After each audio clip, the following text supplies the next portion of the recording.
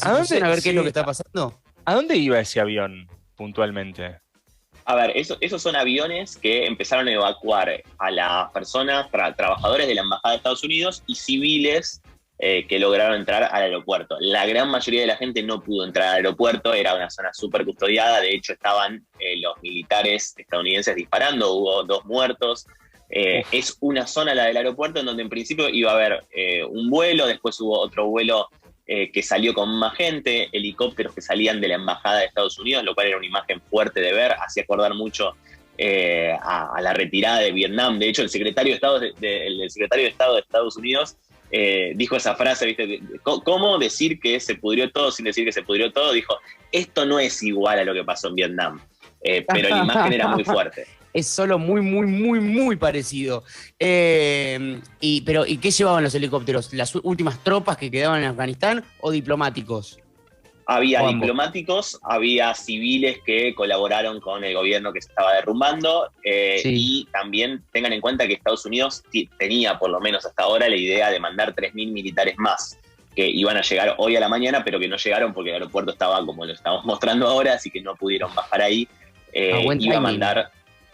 Ya, sí, pero lo que pasa es que esto es una derrota muy grande para Estados Unidos porque primero nadie se lo veía venir tan rápido, en tan poco tiempo que los talibanes tomaran Kabul y estén adentro del Palacio de Gobierno, un poquito más de 10 días, pero nada más, desde la retirada de las tropas de Estados Unidos.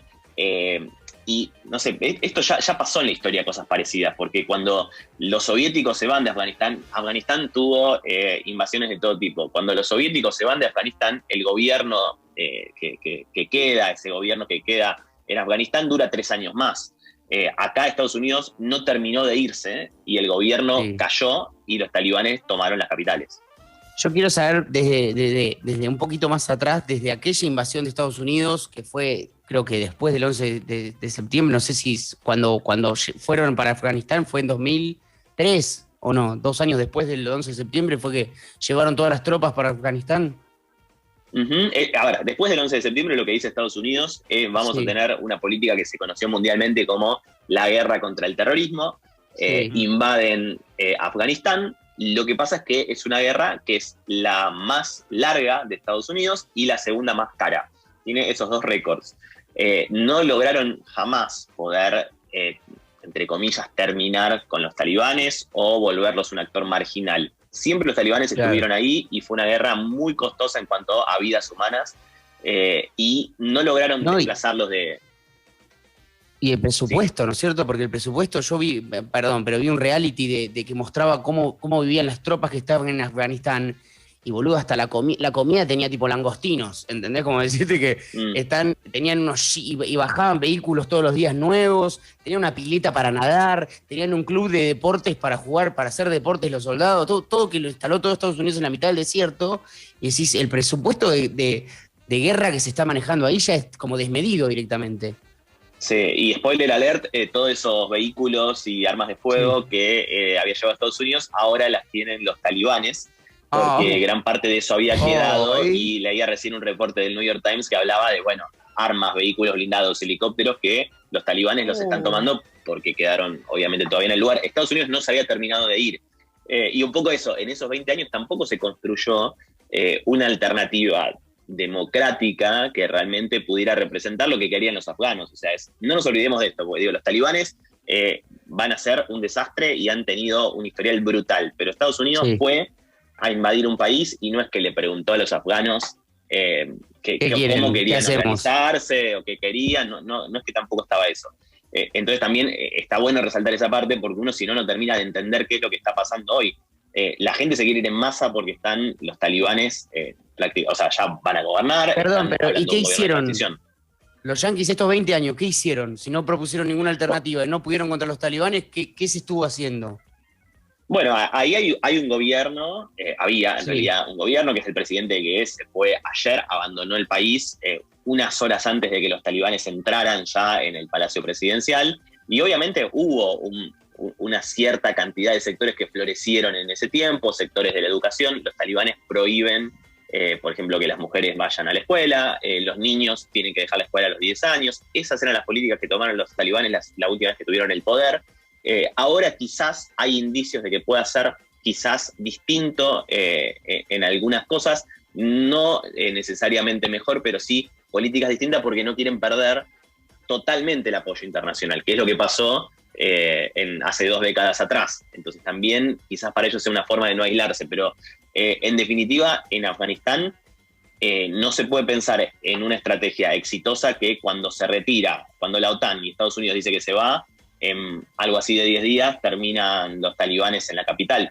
Y algunas de las imágenes que se ven en donde la gente victorea a los talibanes que estaban entrando en las ciudades, también tiene una explicación que no significa que estén todos de acuerdo con ellos, sino que también es una estrategia de supervivencia. Eso también lo resaltan mucho de los corresponsales que están allá. Es como, bueno, la gente también tiene que sobrevivir de alguna manera, y cuando ve que el que está tomando el poder, en este caso son los talibanes, bueno, vamos ahí, mostremos apoyo, porque si no, nos van a matar. O sea, fueron casa por casa a buscar a partidarios del gobierno anterior para llevarlos a una cárcel o para el peor de los destinos. Che, Andy, vuelvo un poco a lo de Estados Unidos, y quizás es una pregunta ingenua.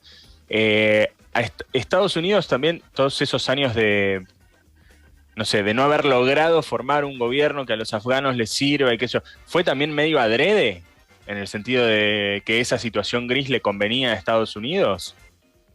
Sí, a ver, ese puede ser una lectura totalmente, y también por otro que es muy difícil empezar un proceso de cambio con una intervención militar. Y hay montones de ejemplos de eso, donde Estados Unidos interviene en el mundo árabe, quizás a veces al calor de manifestaciones genuinas, de gente saliendo a la calle queriendo derrocar un líder autoritario, y Estados Unidos entra en esa trama, pero lo que tiene para aportar no es justamente algo que sirva a los intereses de ese pueblo, sino algo que sirve a los intereses de Estados Unidos, y eso es, digo, más allá de toda lectura ideológico-política, es claro, o sea, la guerra es un negocio y no están yendo ahí simplemente porque son fanáticos de la democracia, sino que están yendo ahí porque es un negocio ir ahí y porque también es un lugar estratégico. O sea, hoy Estados Unidos tiene una derrota muy grande justamente por eso. Está perdiendo un lugar estratégico, por un lado. ¿Por qué es estratégico Afganistán? Por un lado, por la ubicación que tiene. Afganistán es un país enorme que tiene un historial de ser parte de la Unión Soviética, tiene una pequeña frontera con China, es un lugar en donde para el mundo de la droga tuvo también su lugar principal con la producción de la amapola. Es un lugar en donde realmente se define mucho y donde Estados Unidos quiere tener un pie y quiere tener una base. Que eso es lo que acaba de perder, y lo que también hoy para el pueblo afgano me parece que es una situación muy compleja, que es que un grupo extremista está tomando el poder, que la vida de mucha gente se va a arruinar o va a terminar, que ya hay 250.000 desplazados, la gente que se tuvo que ir de las casas, y esta es una cifra muy conservadora, claramente hay más, y cuenta los últimos 10 días nada más.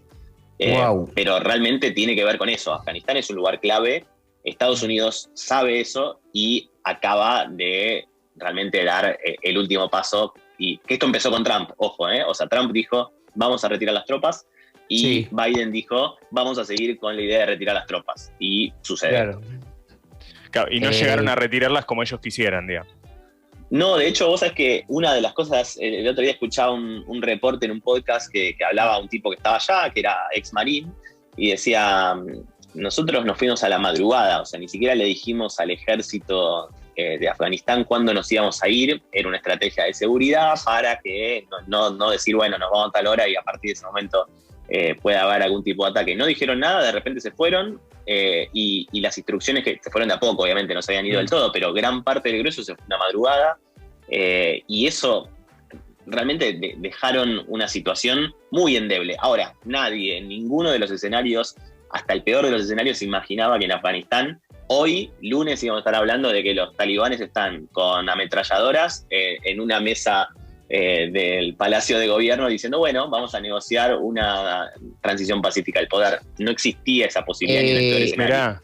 ¿Hay un líder puntual, una cara de los talibanes hoy conocida internacionalmente, así como quien sería que toma el poder?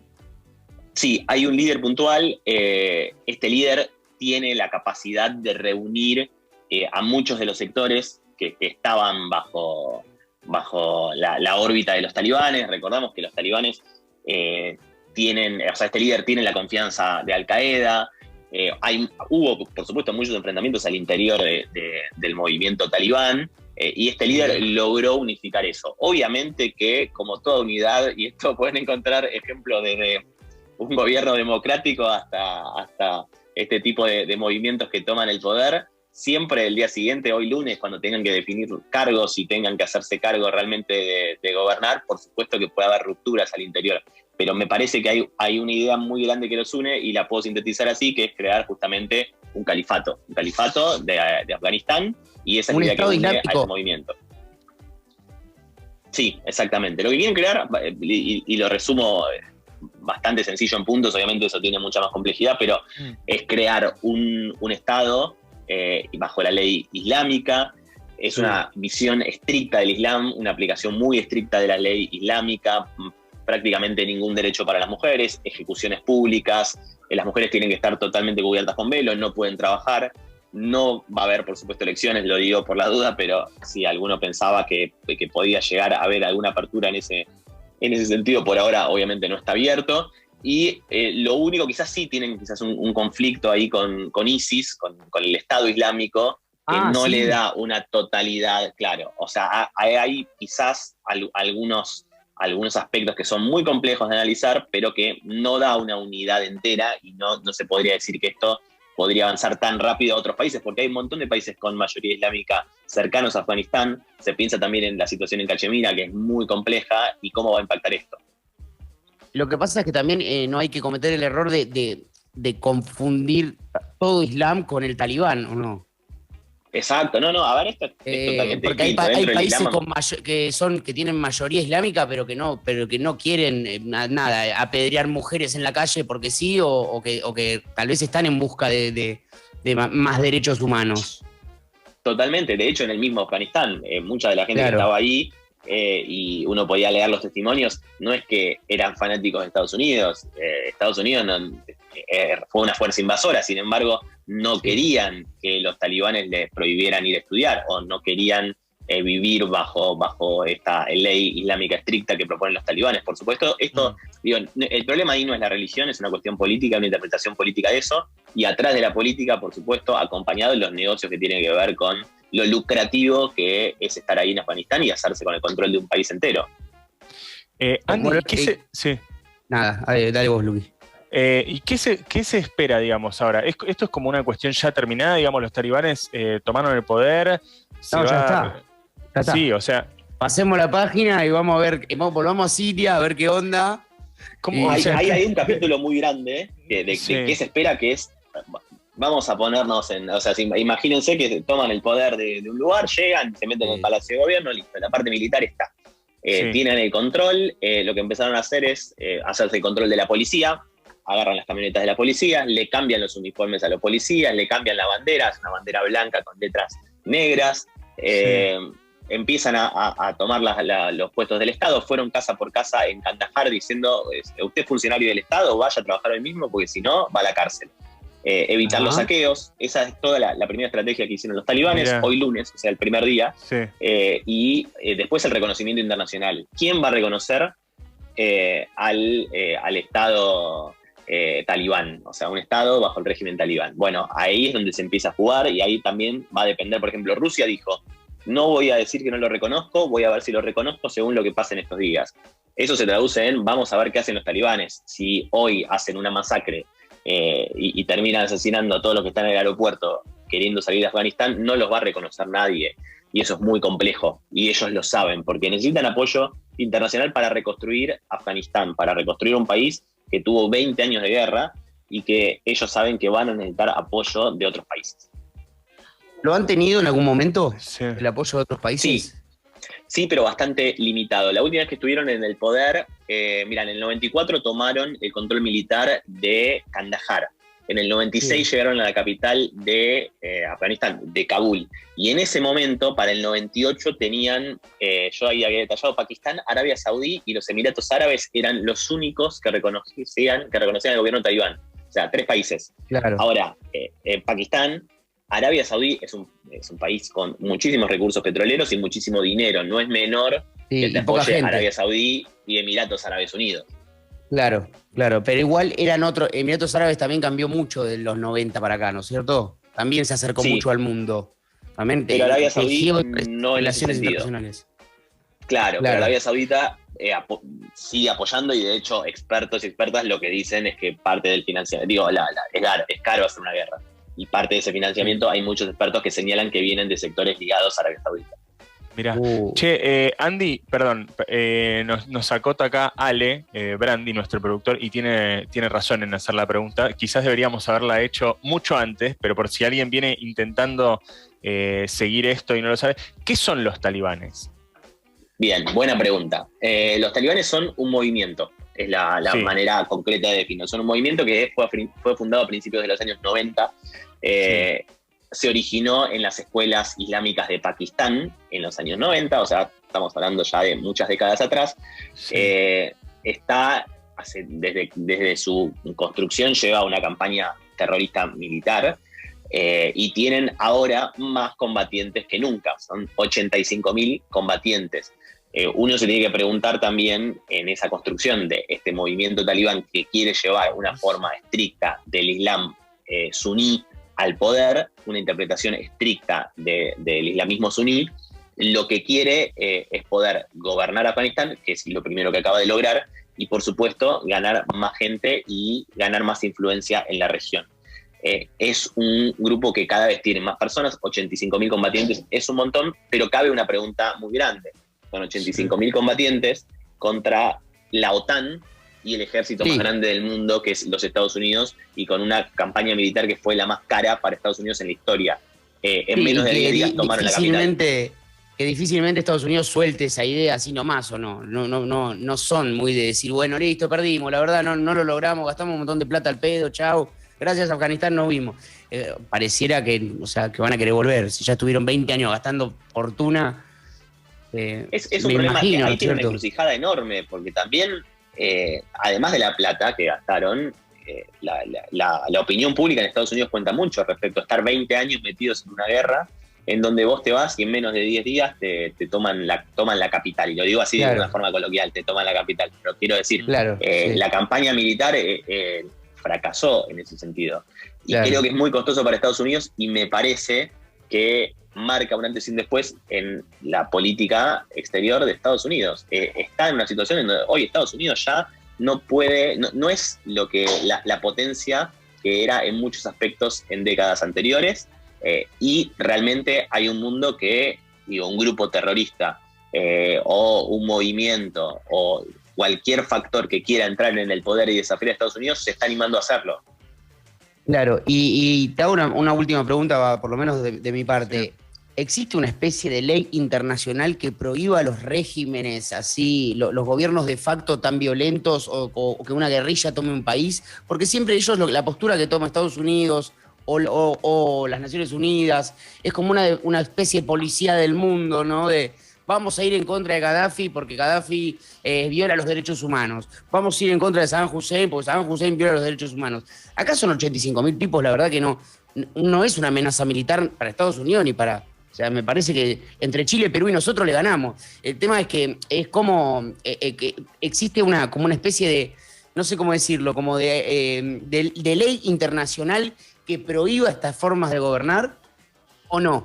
A ver, la herramienta internacional ahí es el no reconocimiento. No te reconozco como gobierno porque sos un grupo con estas características y tomaste el poder con las armas, no te reconocemos como gobierno. Eso sí está y es una herramienta que se usa mucho. Internacionalmente lo que hay también son sanciones, sanciones económicas, por ejemplo. Lo que pasa es que también es muy difícil porque las sanciones económicas, más allá de que afecten al gobierno en sí o lo que sea, van a ir sobre la gente. Y hoy el pueblo afgano, estos mínimo 250.000 personas que están siendo desplazadas de sus hogares, están en una situación muy delicada. Entonces también es muy difícil internacionalmente aplicar presión sobre eso. Yo creo que ya una vez que están en el palacio de gobierno, el recurso que le queda al mundo es no reconocer el gobierno talibán, pero me parece que en principio, si cayó Kabul, que era una fortaleza enorme, donde había embajadas, estaba la diplomacia, había empresas, la embajada de Estados Unidos, con todo el poder que tiene, el palacio de gobierno, que era lo más seguro de Afganistán, y lo toman disparando muy poco, realmente es muy difícil volver atrás. ¿Por qué lograrían volver atrás? ¿O por qué negociarían los talibanes en una situación en donde ya ganaron?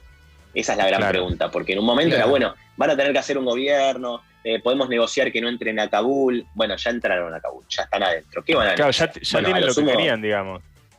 Claro, es muy difícil negociar. Pero necesitan el reconocimiento internacional. Lo necesitan. Ahí es donde sin reconocimiento juega, internacional quedás aislado de todas las rutas mercantiles, quedás aislado de todo el comercio internacional, realmente se te hace cuesta arriba a un nivel imposible de crecer, ¿o no? Exactamente, y de eso va a depender, y yo creo que quizás ahí es donde puede haber presión de las grandes potencias respecto a los asesinatos, a las masacres. Digo, si ellos se hacen ese tipo de cosas, va a ser muy difícil que los reconozcan internacionalmente. Ahora, hay diálogos. O sea, los talibanes se convirtieron en un movimiento en donde se juntó ayer domingo en Dubái la cabeza del Comando Central del Pentágono de Estados Unidos con representantes de los talibanes. Se juntaron en Dubái y conversaron.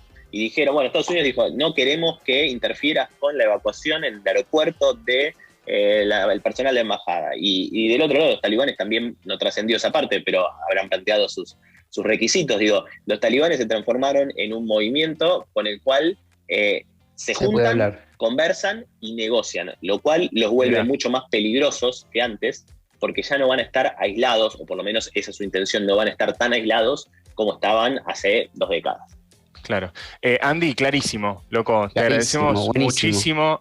Has contestado todas nuestras preguntas. Si ustedes tienen más... Pero y laburó por nosotros, boludo, porque nosotros estábamos re vagos, estábamos re en una ahí flotando en el aire y dijimos, che, alguien que esté laburando hoy fuerte, que ya esté con todo el guión armado, todo. Y Andy Flores, boludo, debe estar laburando. Lo llamamos y hizo media hora de programa él. Excelente. Andy, gracias. @soy.Andy Flores con Y. Síganlo para saber muchísimo más. Besote, loco, que tengas buen día. Un abrazo para todos y un placer salir con ustedes. Chau, chicos. Chau.